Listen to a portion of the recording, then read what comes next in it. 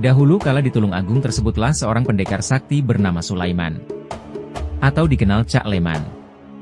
Kesaktiannya sangat terkenal, meskipun dia seorang muslim tapi sayangnya, beliau masih mengamalkan ilmu-ilmu syirik dan tercampur dengan perdukunan. Kehebatan Cak Leman tidak diragukan, dia sering naik turun panggung, bahkan berani menghadapi beberapa orang sekaligus, dan sering menang perkelahian.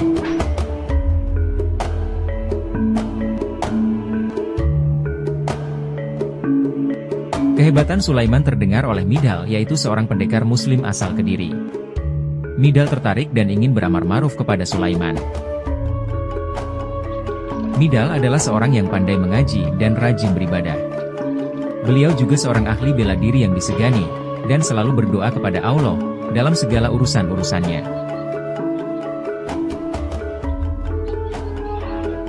Midhal pun berangkat menuju ke kediaman Sulaiman. Dengan berjalan kaki Midhal menyusuri jalan setapak sesuai dengan petunjuk yang telah dia ketahui.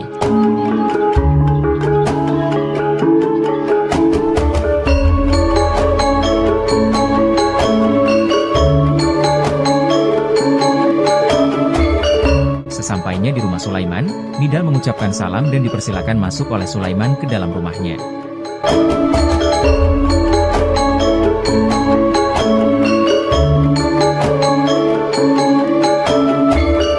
Setelah lama berbincang-bincang, Midhal menyinggung Sulaiman agar memberikan air minum karena dia sudah terasa haus. Sulaiman pun segera mengajak Midhal menuju kebunnya untuk memetik kelapa sebagai suguhan pelepas dahaga. Sulaiman segera mengajak Midhal ke kebunnya untuk memetik kelapa. Setelah sampai pada pohon yang dituju, kemudian Sulaiman berhenti sejenak di bawah pohon kelapa itu. Di pohon itu sudah tampak buah-buah kelapa muda yang siap disantap. Sulaiman segera mulai membaca mantra-mantra dan memposisikan tangannya ke arah kelapa.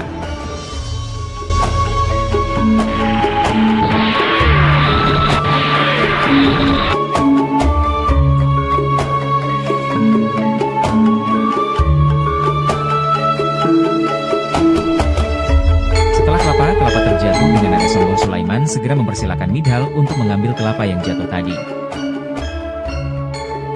Namun, Midhal hanya tersenyum dan berkata, "Wahai Sulaiman, aku hanya minta satu buah kelapa, kenapa kau jatuhkan kelapa sebanyak ini? Jadi karena aku hanya butuh satu kelapa, aku minta kau kembalikan lagi sisa kelapa-kelapa ini menyambung kembali ke tangkai pohonnya." Sulaiman pun terkejut, ternyata Midhal bukannya mengagumi kesaktiannya, akan tetapi malah memintanya untuk mengembalikan kelapa yang telah jatuh kembali ke tangkai pohonnya. Sulaiman pun merasa tertantang, kemudian dia mulai mengarahkan tangannya ke arah kelapa yang jatuh dan membaca mantra-mantra agar kelapa bisa kembali ke tangkai pohon kelapa. Sayangnya kelapa-kelapa itu tak bergerak. Namun Sulaiman terus membaca mantra hingga akhirnya dia kelelahan dan menyerah.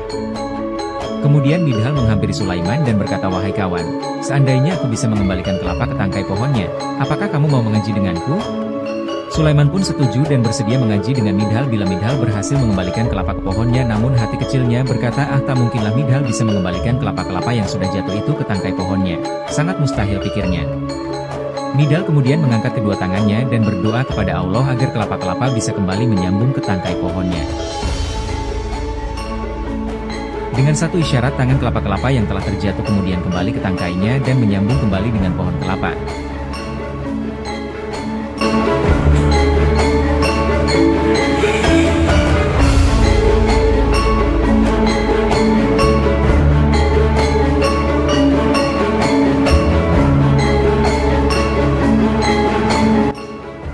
Sulaiman pun kaget terbelalak, ternyata kelapa-kelapa itu bisa kembali ke pohonnya, dan dia mengakui bahwa Midhal adalah orang yang memiliki kesaktian yang lebih tinggi daripada dirinya. Sulaiman akhirnya bersedia mengaji Quran hadis dan berguru dengan Midhal. Dia pun bertanya, "Wahai Midhal, doa apa yang kau baca hingga kau bisa sakti seperti itu?" Midhal tersenyum dan berkata, "Wahai Sulaiman, buanglah ilmu-ilmu syirik yang kau amalkan, dan beribadahlah sesuai perintah Allah dan Rasul, niscaya kau akan sakti dan rendah hati. Aku akan datang kembali kepadamu setelah 40 hari, aku harap kau sudah menjadi muslim yang benar, meninggalkan amalan syirikmu, dan akan aku berikan doa itu." Midhal pun berpamitan dan mengucapkan salam.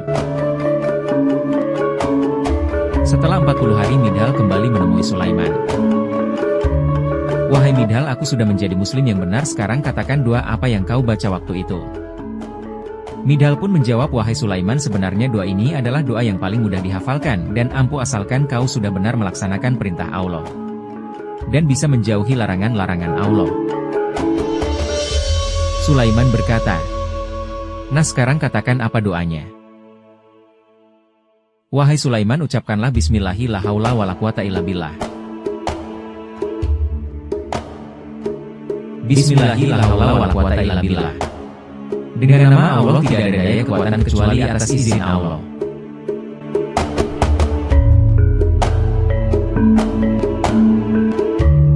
Di masa tuanya, Midhal mendirikan beberapa pondok pesantren di Kediri. Beliau mempunyai 4 istri.